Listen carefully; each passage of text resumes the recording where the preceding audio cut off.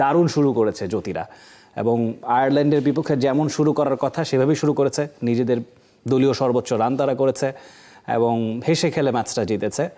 Second match আগামীকাল, সেখানে কেমন পরিস্থিতি দেখছেন? এবং নিশ্চয়ই এই ম্যাচ জিতেই বাংলাদেশ সিরিজটা জিততে চাইবে। এক্স্যাক্টলি, বাংলাদেশ সিরিজ জিতে যাবে এবং বাংলাদেশের আরও বড় টার্গেট হচ্ছে সবগুলো ম্যাচ জেতা, কারণ তাদের আসলে ওয়ার্ল্ড কাপে কোয়ালিফাই করার একটা ব্যাপার আছে। এই 3টা ম্যাচের পরে আবার ওয়েস্ট ইন্ডিজের 3টা ম্যাচের যে জয়, সেই জয়টা তো মানে ওয়েস্ট ইন্ডিজেও 3টা ম্যাচ তাদের জিততে হবে, ফলে এই 6টা ম্যাচ জিতলে তারা ওয়ার্ল্ড কাপে সরাসরি খেলতে পারবেন। এছাড়া কিন্তু তারা কোয়ালিফায়ার খেলতে হবে, ফলে সেই জায়গাটাতে তারা কোনো রিস্ক নিতে যাচ্ছে না। অন্তত আয়ারল্যান্ডের সাথে 3টা ম্যাচ তারা জ্যোতিরা জিততেই চায়।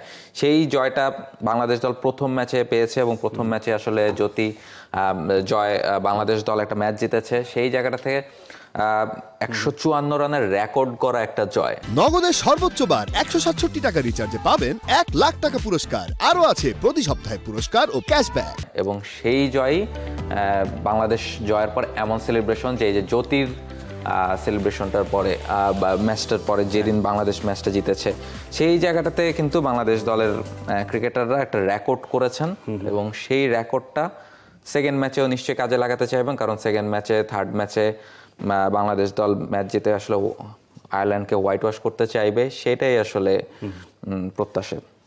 অবশ্যই যেই জয়টা বাংলাদেশ পেয়েছে এবং চমৎকার সেলিব্রেশন তারা করেছিল আগের ম্যাচে, সেই চিত্রপটগুলো আমরা দেখতে চাইবো। এবং সেই সঙ্গে এই যে একটা এক্সাইটমেন্ট, এই যে একটা উন্মাদনা এবং মেয়েদের ক্রিকেটের প্রতিও ফোকাসটা আসছে সেভাবে করে, এবং যেই সেলিব্রেশন তারা করেছে ম্যাচ জয়ের পরে, সেটা আমরা দেখেছি।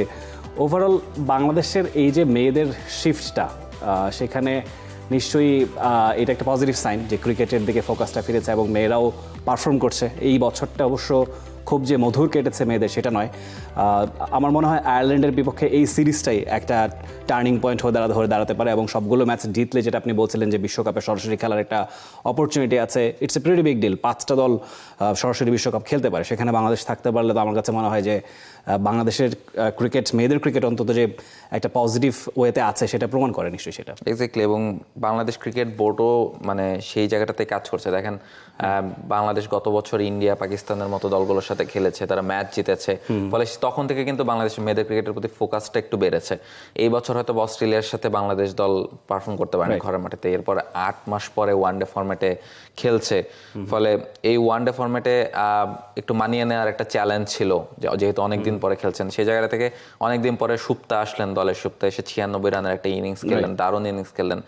কিংবা আগের যারা জাহানারাদের আবার ফিরিয়ে আনা আসে, তারাও পারফর্ম করছেন, এবং ইয়াং ক্রিকেটার যারা আছেন, রাবেয়া, মুর্শিদা, তারা সবাই তাদের ফ্লোতে পারফর্ম করে যাচ্ছেন। মারুফা দারুণ বোলিং করেছেন, ফলে বাংলাদেশ দলের জেলিংটা খুব দারুণ। এই মুহূর্তে এক্সপিরিয়েন্স ক্যাম্পেনার এবং ইয়াং ক্রিকেটারদের কম্বিনেশনটা খুব দারুণ হয়েছে। সেই ফ্রুটটা বাংলাদেশ দল পাচ্ছে, বাংলাদেশের মেয়েরা পাচ্ছে। সেই জায়গাটা থেকে বাংলাদেশের মেয়েরা আরও বড় সাকসেস এনে দিতে পারবে, সেই প্রত্যাশা করা যেতে পারে, এবং এই সিরিজে নিশ্চয়ই আমরা আরও 2টা জয় দেখতে পারবো। For more updates, subscribe to our YouTube channel and click on the bell icon. Follow us on Facebook and Instagram. Download T-Sports app to enjoy exciting games and highlights. Visit tsports.com.